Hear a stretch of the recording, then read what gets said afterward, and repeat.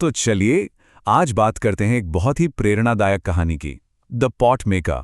ये कहानी है सेंटिला नाम की एक लड़की की और उसके कुम्हार बनने के सपने की। एक सपना जो मिट्टी में गढ़ा गया।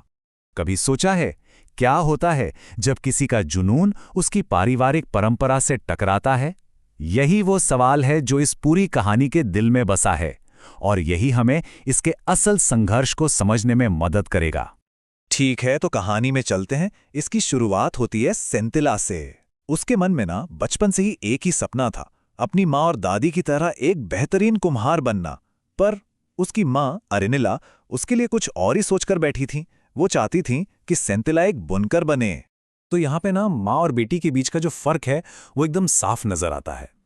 एक तरफ सेंतिला थी जिसके लिए मिट्टी के बर्तनों पर थापी की आवाज किसी संगीत से कम नहीं थी, ये उसके लिए एक जुनून का काम था। वहीं दूसरी तरफ उसकी माँ अरिनिला के लिए बुनाई एक ज्यादा समझदारी वाला और सुरक्षित काम था, मतलब एक साफ सुथरा काम जिसे घर के अंदर बैठ के किया जा सके।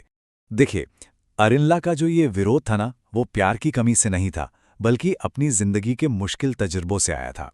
वो कहती थी कि खुमारी ने उन्हें ना तो कभी खुशी दी और ना ही अच्छी आमदनी, बस चंद पैसे मिले। वो बस अपनी बेटी को उसी थका देने वाली और कम आमदनी वाली जिंदगी से बचाना चाहती थी।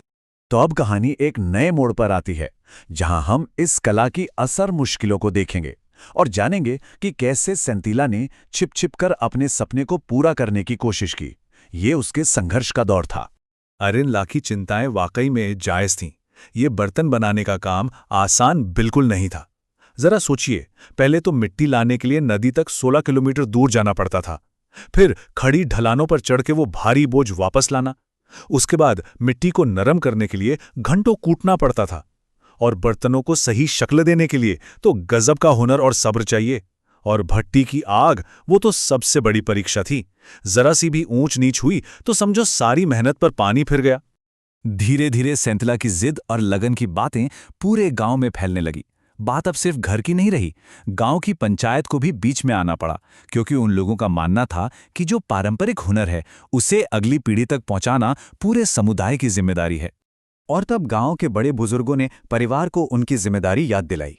उन्होंने एक बहुत गहरी बात कही, कुम्हारी जैसा हुनर किसी एक इंसान का नहीं होता, ये तो पूरे समाज की परंपरा और विरासत का हिस्सा है, और इसे जिंदा रखना हम सबकी जिम्मेदारी है।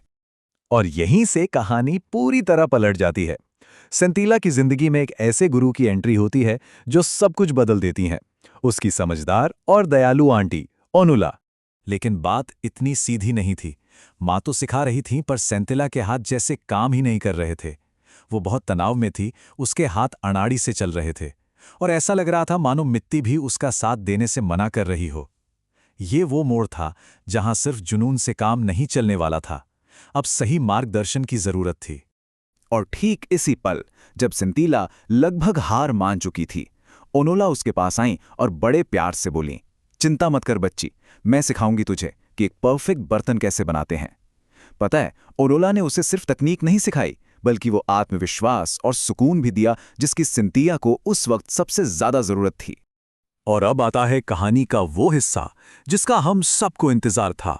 वो पल जब सेंतिला की मेहनत, उसकी लगन और उसका नया आत्मविश्वास सब मिलकर एक जादू रचते हैं।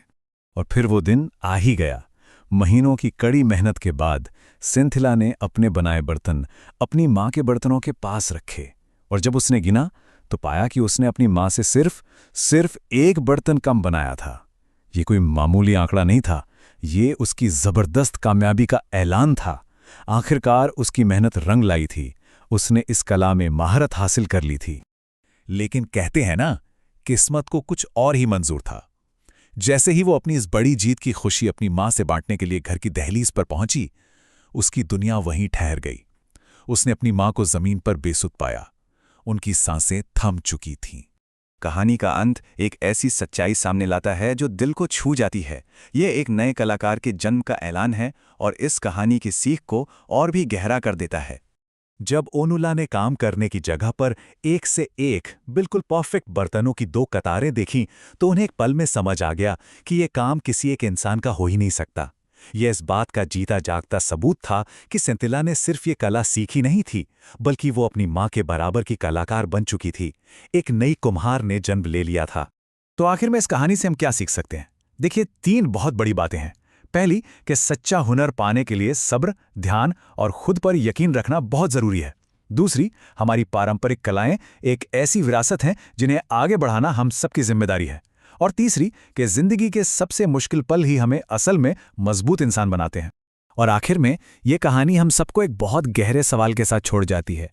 किसी की जिंदगी में वो कौन सी परंपराएं हैं जिनके लिए लड़ना वाकई में वर्थवाइल है? ये एक ऐसा सवाल है जो हम सभी के लिए बहुत मायने रखता है।